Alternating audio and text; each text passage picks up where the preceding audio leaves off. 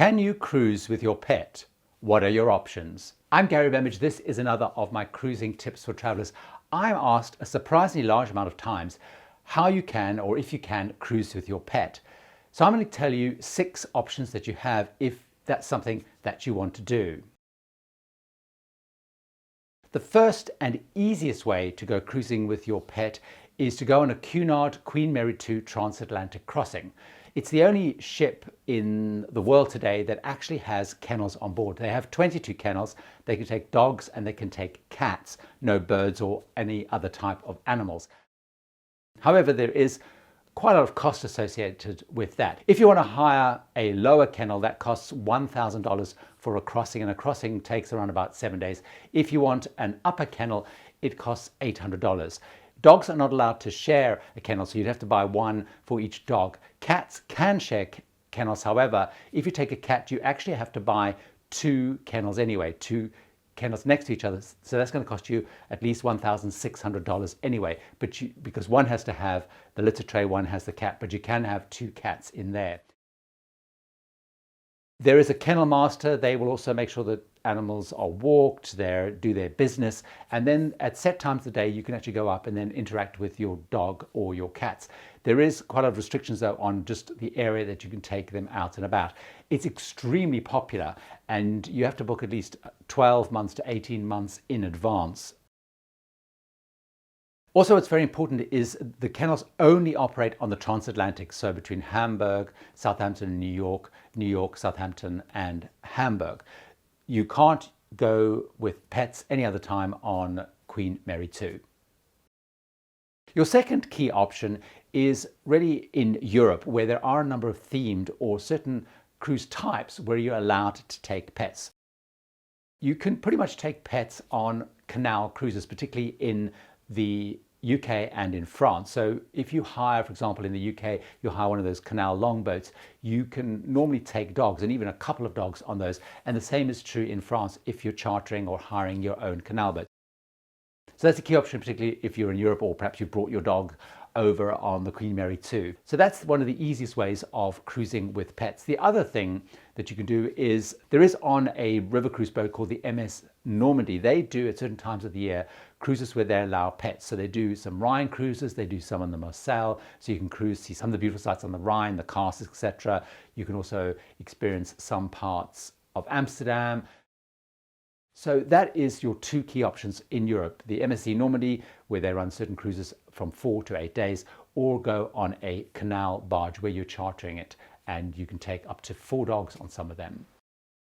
The third easiest way to take a dog with you is if it's a service animal. So I guess in many cases that's not really a pet. Now, very important, there are some very key restrictions. A service animal has to be one that has been specifically trained to perform some kind of task. So for example, if it's a guide dog for people who are visually impaired is an example. So it normally has to be a physical disability. Emotional support animals are no longer allowed. Royal Caribbean was one of the very last, but last year they scrapped that and banned emotional support animals because it felt a lot of people just use it as an excuse to bring pets on board. There are slightly different rules and regulations for service animals by cruise lines. So once you've chosen your cruise, you need to just double check.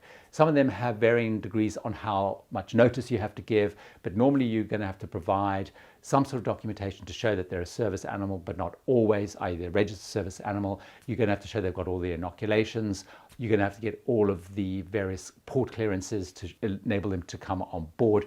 Also, very importantly, many of the cruise lines will only allow service animals that will embark and disembark at the same port. So for example, out of the United States, and in Europe, there are capacity to bring on service animals, but it's slightly more complicated. But you can get things like what's known as a pet passport in Europe to be able to move pets around. What the cruise lines also provide for service dogs does vary in what they will provide. So for example, in Horror America, Royal Caribbean, they'll create specific areas where you can go and walk your dog, and also the dog can do their business, etc. They'll set that up. Many of them have regulations around they have to stay on the leash, for example, when they're allowed out, not allowed out, which parts of the ship they're allowed out on, and all those kind of complications.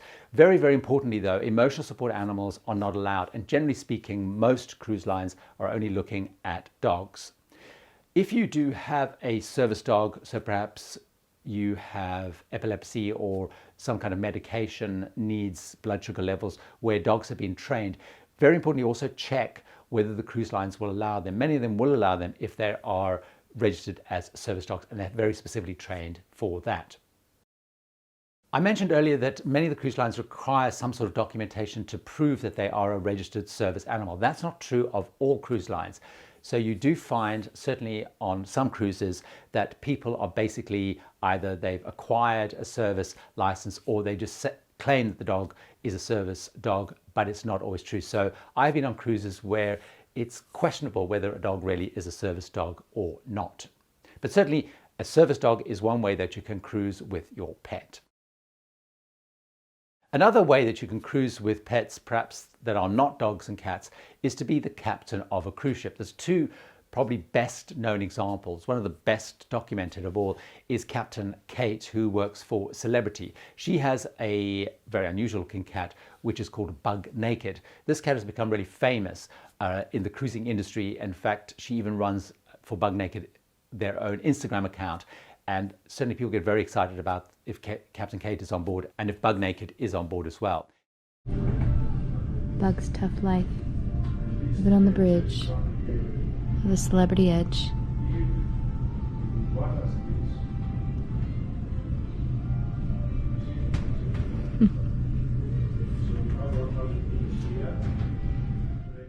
The other pet example that I've seen is on Saga cruises. Now, Captain Kim Tanner actually has a parrot called Perla, who normally stays up in the bridge, but will occasionally come out into the public areas to meet and greet. So you do find that some captains do bring pets on board. It's not very common, and you do need a very forgiving and open-minded, I guess, head office. But certainly it definitely proves that if you are the captain of a cruise ship, you're probably going to find a way of bringing your pet on board. Another pretty easy way of going cruising, although as you'll see in a minute, it's not really true cruising, is to look at regional ferry services. So this really applies much more in Europe, but many of the big regional ferry lines are pet friendly. And they do actually have, particularly for the overnight services, pet-friendly cabins. And you could actually go on a mini cruise where you could actually cruise somewhere, spend the day in a place, reboard the ferry and head back. So you could do 2 or 3 nights or adjoining nights. So a couple of examples of those is in the Baltics, you've got the Tallink line, and they cruise like from Stockholm to Helsinki, they go to Tallinn, they go to Riga. And I've seen many examples online of people that have put back-to-back ferry trips in what's a rather nice part of the world and created a little cruise where they can take their pets on board. They do have a certain amount of pet-friendly cabins and they do have various restrictions, so booking those in advance is important. A couple of other examples is the Viking Line, not to be confused with Viking Cruises, Viking River Cruises, but Viking Line is another regional ferry service. And the Viking Line, they operate between Finland and Sweden and Finland and Estonia. So again, Viking Line have a number of pet-friendly cabins, and so you can create little cruises by bouncing around those different places. If you want to go sort of between the UK and the continent, there is many examples. So Brittany Ferries, for example, you could go from Portsmouth in the UK to Bilbao in Spain. You could go from Portsmouth to Le Havre in France. You could go from Portsmouth to other parts of Spain as well, like Santander. So there are ways that you can go cruising with a pet. It's more of a ferry service, but many of these overnight ferries operate like a cruise. They have restaurants, they have shows, they have entertainment, and lots going on. So you could create a little cruise around your pet if that's what you want to do. Of course, you could then combine that with a land-based tour where, of course, you could take your pet with you. Another way that you could find of breaking all those rules is to be a celebrity, or certainly to have a celebrity pet. So for example, one of the winners of Britain's Got Talent was a dog called Pudsey. Pudsey was renowned for heading off on a tour in the United States of America on Cunard Queen Mary 2, and certainly the dog was seen all around the ship, did various shows on the ship. So clearly, if you are a celebrity and you have a pet, you're probably going to find a way of getting your pet on board. So can you cruise with a pet? It's very difficult. The only easiest traditional cruising way of doing it is on the Queen Mary 2 on a transatlantic, or of course if you have some kind of service dog. If you found this helpful and interesting, why don't you watch another one of my many cruising videos full of tips and advice right now.